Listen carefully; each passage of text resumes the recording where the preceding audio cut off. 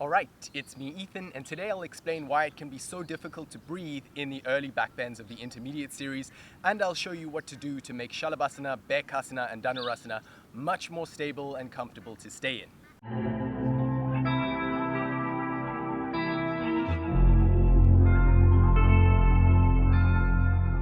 So, for most students, the journey into these more complex backbends at the beginning of the Intermediate Series comes with a certain period of trying to find comfort in the uncomfortable, trying to breathe into space where there seems to be none.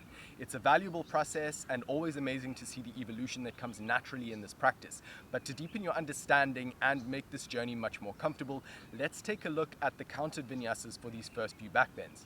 Shalabhasana, Bhekasana, Dhanurasana and Parshva Dhanurasana all have the same entry. Beginning in downward facing dog, Chatwari, inhale forward to a strong Chaturanga Dandasana position. Here we have a stopping point. Exhale smoothly with no movement. Yeah, we tend to hold this Chatwari for a pretty long time. Okay, Pancha, inhale, taking the position. In this case it's Shalabhasana, so straight legs, point the toes, place the tops of the hands down and softly gaze towards the nose. That's the entry for all of these asanas, but notice that in the state of the asana, the sternum shines forward so the chest stays lifted away from the floor. It was away from the floor in Chatwari. You then lower down and the chest is still lifting away here in Pancha. So as tempting as it may be to just come all the way down, have a little rest and let the sweat start to pool beneath your forehead, that position is quite difficult to come back from. Energetically, you've let go and will have to reignite something to get back into your practice. But you've also added an extra position. And with the sternum facing down, you've trapped the breastbone underneath you and will have very little space to breathe into. Rather focus on lowering down with control so that only your lowest set of ribs makes contact with the floor. The hips will naturally press down firmly as well, so the sensitive area of the lower back keeps its length and stays well supported. The anterior tilt at the pelvis and hip extension will lift the thighs away from the floor. But if you feel any compression at the sacrum or the lower back, you could use a very subtle sort of micro tuck of the tailbone to take that pressure off. Visualize the chest moving forward rather than down into the floor as you take 5 full deep breaths. Another really important aspect is just learning that once you're firmly in the asana, you don't need to struggle to lift higher and higher off the floor. The lower ribs should stay down so you have a solid foundation to work with. This is especially important if your Dhanurasana looks like this.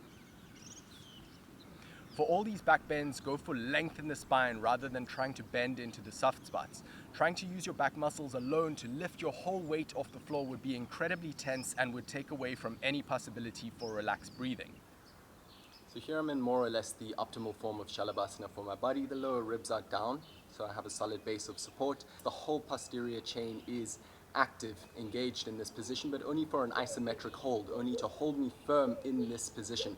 If I was to really engage my back muscles and try and lift my weight all the way off the floor, here this is really tense. I wouldn't be able to stay for a long time, but when the lower ribs are down, and to be fair, I've been practicing this for a decent length of time. In this position I can stay, hang out, talk, I feel perfectly comfortable. As I mentioned before, having the chest trapped here underneath the body, this is very tense. I wouldn't be able to stay here a long time. I would need to start to come out and get some air.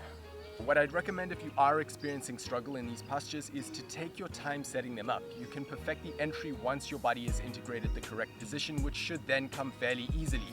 But for now, try lowering down with the hips first to create some traction as you lengthen forward. Use your inhale to keep the sternum lifted and then place the lower ribs down. With a solid foundation, you can then set up for any one of these asanas. Okay, yogis, thank you so much for watching this video. Just a quick one for today. Subscribe to this channel if you want to see more videos like this, and I'll see you in that next one.